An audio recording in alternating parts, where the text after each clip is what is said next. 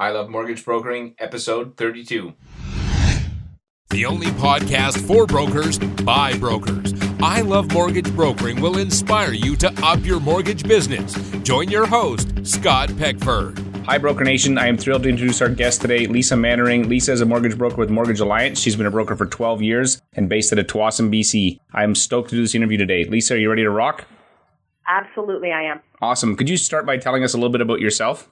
Yeah, absolutely. As you just said, I've been a mortgage broker for the past 12 years. Previous to that, I was working for one of the big banks. I was there for just over 16 years. So I've been in the industry a long time.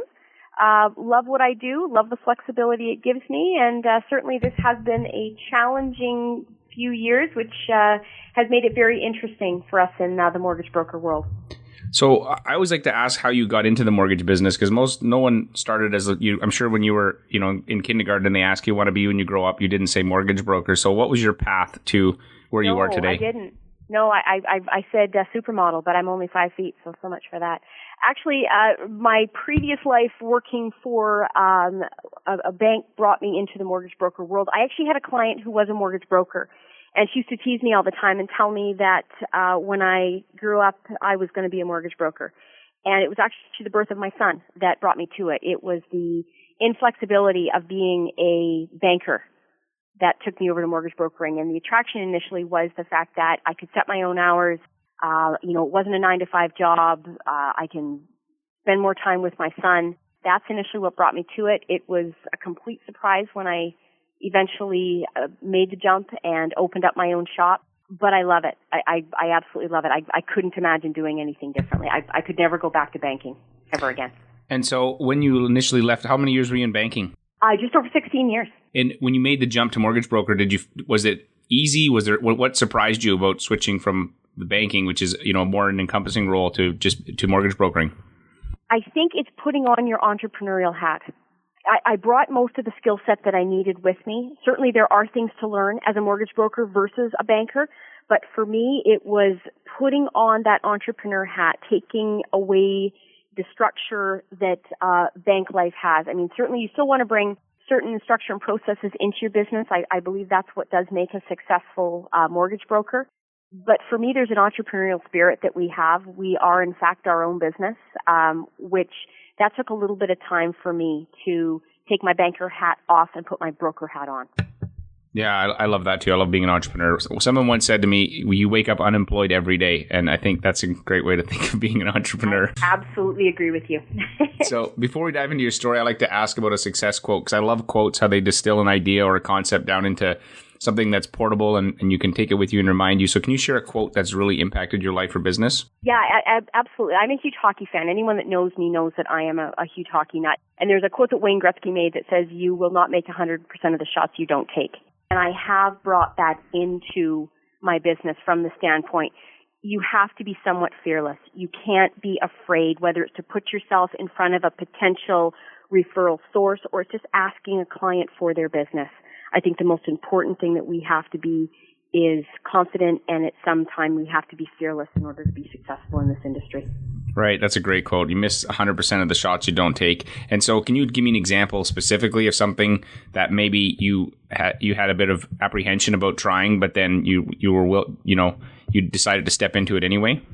Yeah, absolutely. When I first started out in the community where I am, which is beautiful sunny Tsawwassen, I wanted to get out and introduce myself to the real estate community, which can be a little bit tough. A lot of the realtors out here are long-time established people. There were some very successful brokers out here that had been out here for a number of years. For me, I knew I had to get in front of these guys, not just picking up the phone and calling them, but actually meeting them belly to belly. So I started getting up Sunday mornings, preparing and getting out, walking into these open houses and meeting these guys. Some of it was very intimidating. I was very new as a mortgage broker. These were long-time established realtors. Certainly not every meeting was received the way I would have liked, but I have to say that it did make an impact on a lot of these guys, the fact that they had never had somebody just coldly walk into one of their open houses with a warm cup of coffee and a little bit of, a little bio on them, sit down, give them the opportunity a little bit to get to know me. And it was scary. I mean, I certainly was a little bit intimidated, but at the end of the day, it was probably one of the best things I ever did to grow this business in the beginning. And do you still have some of those realtors with you from way back when you started that? Absolutely. Not only do I still have the ones from the beginning, but even the ones that were apprehensive. I just, as short as 2 weeks ago, had somebody say to me, I remember 10 years ago you walking into one of my open houses. I've never forgotten that. So it's kind of cool. It did pay off in dividends. That's awesome. And another area that I found as an entrepreneur and business owner is that there's failure, and there's not everything that we try, like you're talking about, succeeds. And so, but there's always a lesson. When you look back at failure, there's a lesson in it for you. So can you share something that you had tried and failed at, but looking back, that there was a lesson? Yeah, absolutely. I can remember when I was working out of a real estate house running a couple of contests that didn't go over quite as well as I had hoped. I didn't necessarily get the realtor participation in it.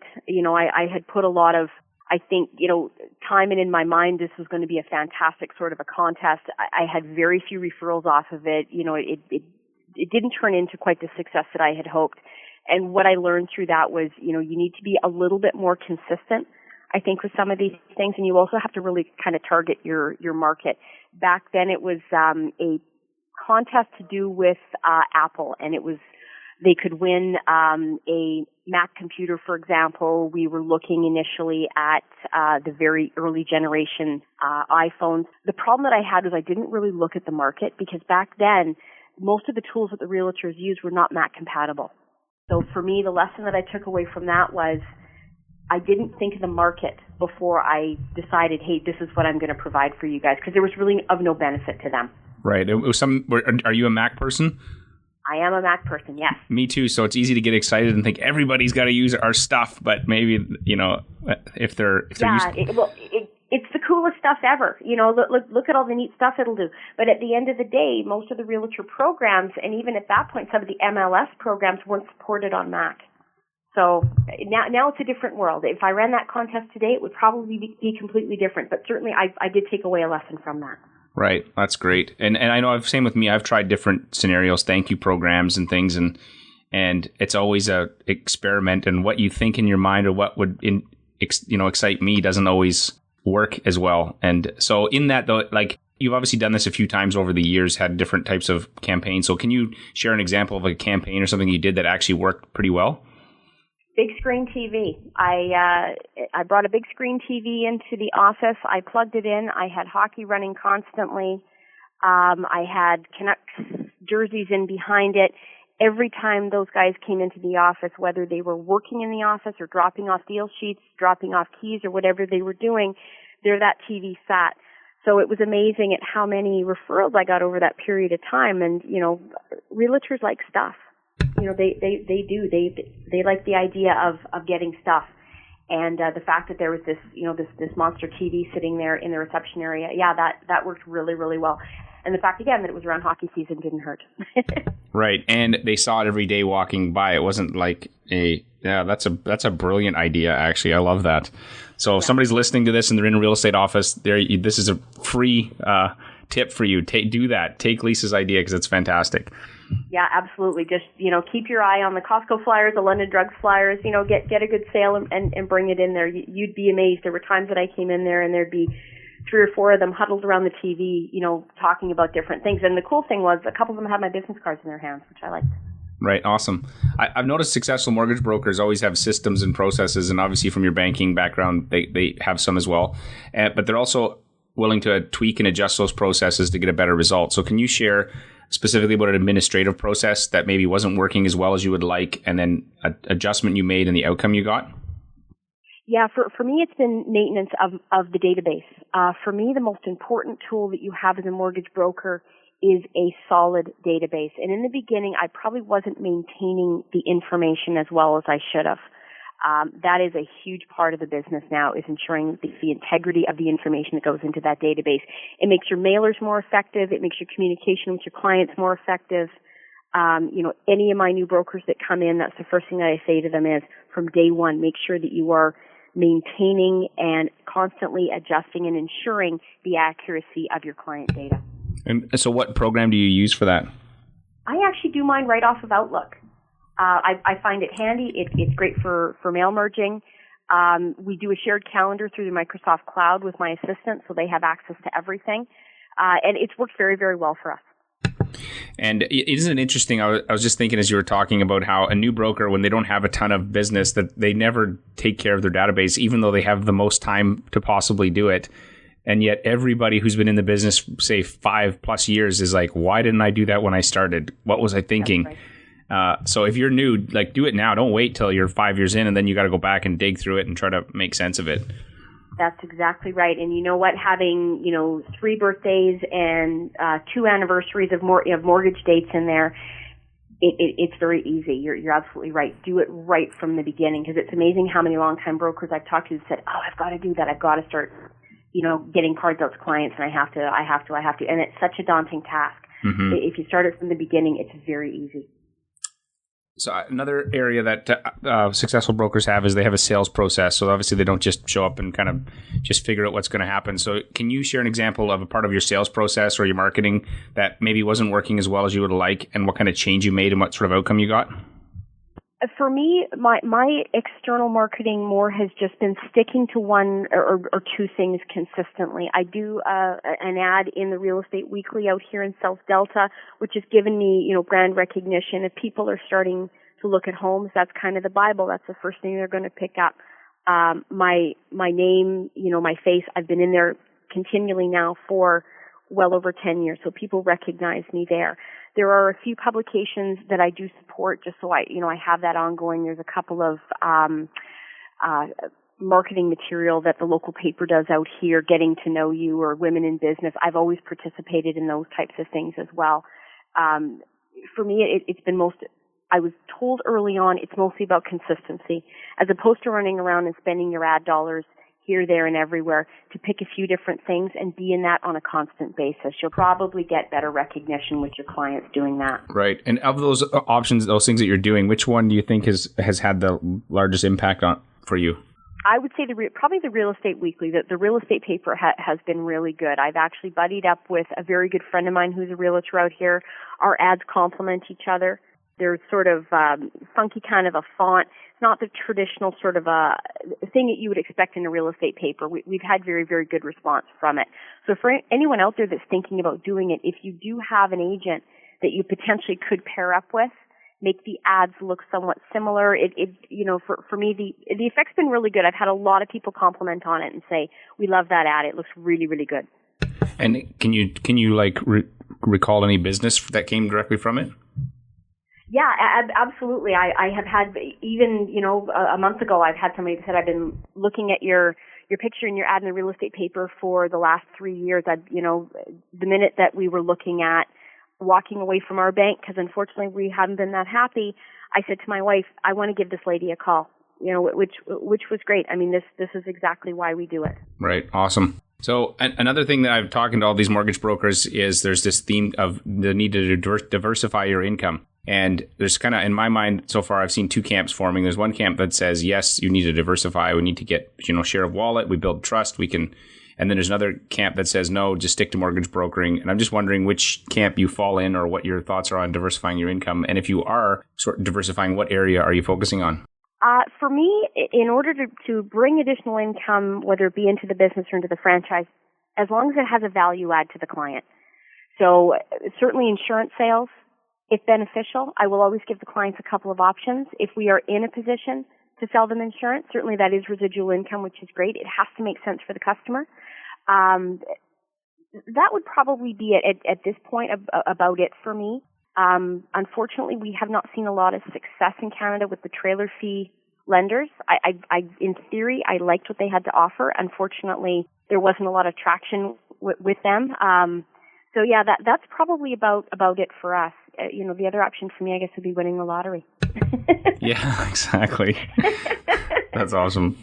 So how do you run your busy mortgage practice, keep everything going, and family? So how do you balance that?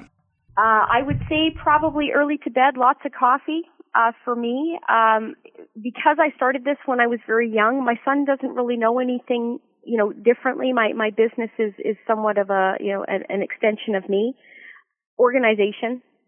Have good people around you. Know when to say no. Not every deal can be done. I think that there are a lot of people out there that will spend a lot of time spinning their wheels on things that just can't be done. But I think first and foremost for me would be keeping the business organized and having good people around you. I have never been frightened to hire somebody who is smarter than me. That generally, I was told that very early in my career, and that has bode very well for me. I have two amazing ladies right here in the office that take really good care of me and keep not only my business, but the franchise as a whole afloat. I'm very lucky to have them. That's awesome. People do make a big difference. So I'm going to move to the rapid fire questions. You can answer these with little shorter answers if you like. So what is the number one thing holding back most mortgage brokers from being successful? I think fear. Fear. Fear to get in front of clients, fear to meet people. Maybe they're scared to take a risk. Yeah. What one thing or habit do you think's made you successful? Consistency. And do you have an internet resource, software program you use to make your business more successful? We do dabble a little bit in social media. I had just recently brought somebody on board who is very social media savvy, and we are in the process, she is in the process of getting us out into the social media side of the business a little more aggressively than we have been. So I'm actually very excited heading into the end of this year and the beginning of next, because this will be a new thing for us. And is there one area, I know it's rapid fire questions, but I sometimes break my own rules. Is there one area that you're going to focus on in the social media? I would say probably Facebook. Facebook will be a good one. We're looking at doing some contests there. She's got some really neat ideas. I think there's a fantastic potential out there. Right. If you could recommend one book for our listeners, what would it be? One of my favorite books is called Tiny Buddha, and it is they're inspirational quotes from Buddha that apply to just about every aspect in your life. And it's a really small book too, so it sits very nicely on the corner of my desk. But I every once in a while, if you're frustrated, and I will dig out that book, read a couple of quotes, and it just seems to settle my nerves and get me back into my day. Get you focused. So where do you think our industry's headed? Where's the opportunity? Oh, that is a fantastic question. I would say that the opportunity is there for those that treat this as a career. There are many, I think we have a lot of people that come into this industry hoping to turn a quick buck. Those tend to be the people that are unsuccessful. I would say for those that are looking to build a business, really take care of people. When you're dealing with a client, for me, I don't just think about that client. I think about that client's family, that client's neighbor, that client's friends, really making an impact with people. I think there's a lot of frustration in this industry. If you talk to most clients that call a bank, for example, try and get yourself a warm body on the phone within the first 30 seconds. Good luck. It's really difficult to do. And I think that's where we as brokers with personalized service can really rise above our competition. Mm-hmm. That's awesome. And so here's one of my favorite questions. It's a DeLorean question. Remember the movie Back to the Future? I do. And in the movie, the DeLorean is the car you can travel in time. So if you could get in the DeLorean and you could travel back 12 years ago to your first day when you left the bank and became a mortgage broker, and you're gonna be able to give yourself some advice. So you'd sit down and give yourself 3 pieces of advice so that you'd have a better business today. What 3 things would you tell yourself? I love this question. My first one would be, not every deal can be done. Don't waste your time on something that realistically you just can't do, especially in the beginning. I think, you get a deal out there, and quite often if you get those first few referrals, quite often these are dead horses that just can't be done. So I would say know when to say enough's enough. My next one would be, don't devalue your time or your service. I think in the beginning we're desperate to get some numbers up, and quite often we might do that at a significant cost. We end up not making any money at the end of the day. Don't devalue your time. If you're good, you're driven, and you're passionate with what you do, your time and your effort is definitely worth reward. The last one I would say would be, ensure that you enjoy your day. Even on the toughest days, make sure you take a step back and you laugh at something. We do work in a very high pressure environment at times. And I think it's very, very important that we don't fall back into, the stress and upset that can sometimes be created from things we have no control over, whether that be a very, very tight subject removal brought on by a realtor, or just this past Monday, the land title office being down and mortgages not being able to be registered. Take a step back, breathe, and try and find some humor in your day. Right. So not every deal can be done. You tell yourself, don't devalue your time, and ensure you enjoy your day. So keep smiling even when things are not going the way you had planned. That's right. Put on another pot of coffee. Another podcast. And I have a question for you, actually, on this. Not every deal can be done. So if you work with realtors for a long time, that there's always stuff that they, that maybe can't work. So how do you give us some advice on how you kind of break the news to them that, hey, this isn't going to work? So if I'm a realtor and I sent you a referral and I think it's done, here you go, Lisa, it's going to be fantastic, and the thing is just not going to work, what would you say to me? I think the most important thing, quite often, I don't think it's as much what you say, but how quickly you say it. Because I think if you talk to a lot of agents, they will all have the horror stories of a deal that dragged on for the better part of 2 weeks, and then they were told no. It's similar with us when we send something to a lender. There's nothing more frustrating than sending something down there and waiting and waiting and waiting to ultimately be told no. I think it's important to tell the realtor from the onset, we have some challenges here. I may have some issues putting this together. And as quickly as you can derive the fact that this is unfortunately just may be one of those deals that can't be done, that information is communicated back. Right. So give the realtor a heads up, and just if you have to say no quickly, so that there is nothing worse than dragging something on for 10 days and then them, because then they're always going to, anyway, it just creates all kinds of stress. It does. Well, Lisa, I have really enjoyed our conversation today, and you've given some great advice for anybody who's in the broker business, and especially the tip on the TV contest. I think that's awesome. And so where can people find you online? You can find me at lisamanwaring.com, lisamanwaring.com. And are you guys hiring? We're always looking for good people. Absolutely. Okay, and anyone listening, if you go to ilovemortgagebrokering.com, in the show notes, you type in Lisa, you can find her. You can find links to her site, as well as any of the notes that we are to do with this show. Lisa, I hope you have an awesome year, and thanks so much for your time. Thank you for the opportunity. I had so much fun. The only podcast for brokers by brokers. I Love Mortgage Brokering will inspire you to up your mortgage business. Join your host, Scott Peckford. Hey, Broker Nation, Scott Peckford here. Have you joined our VIP club for mortgage brokers yet? If not, you're missing out. We share exclusive content not available on the web or the show. We share scripts, step-by-step guides, and other insider tips to help you save time and make you more money.